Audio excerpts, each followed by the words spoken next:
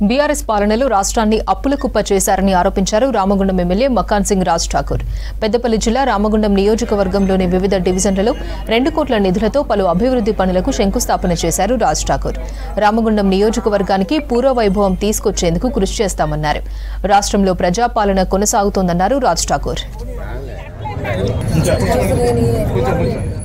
దాదాపు 80 లక్షల వర్క్స్ రోడ్లు డ్రైనేజీలకు సంబంధించిన కార్యక్రమాన్ని ఈరోజు రమేష్ నగర్ చౌరస్తాలో ప్రారంభించడం జరిగింది.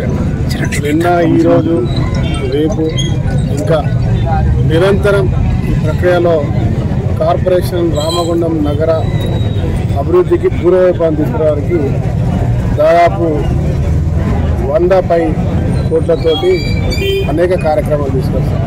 దీంట్లో SDF ఫ్రంట్, అదే మాదిరిగా TFIDC, తర్వాత DMFT, అదే మాదిరిగా CSR, సింగరేణి NTPC పార్టీ కూడా అన్నీ కలిపి కార్యక్రమం మొదలుపెట్టాం.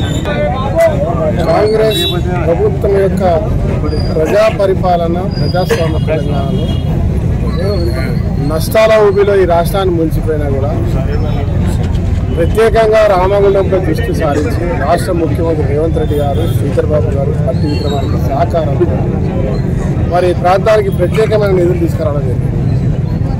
అయితే కాలయాపన టెండర్ల విషయంలో జరగడం, పార్లమెంట్ ఎన్నికల దృష్ట్యా 100 రోజులు కాలయాపన, అదివరకు ముందు 100 రోజుల ప్రయత్నంలో అదొక కాలయాపన.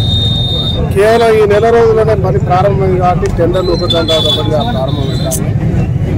ఈరోజు అన్ని ప్రాంతాల్లో చాలామంది అవగాహన ఉండి కూడా లేకుండా లేనట్టుగా బురద జల్లేటువంటి మాటలు మాట్లాడుతున్న వారికి రామగుండంలో ఉన్న నియోజకవర్గ ప్రజలందరూ కూడా బాగా అవగాహన ఉన్నటువంటి వారు, ప్రజా చైతన్యం కలిగిన వారు, ప్రతి ఒక్క అంశంపై పూర్తి స్థాయిలో గట్టి పట్టునటువంటి వారు. గత ప్రభుత్వం 10 సంవత్సరాలు ఇంత నిర్లక్ష్యానికి గురి చేసింది.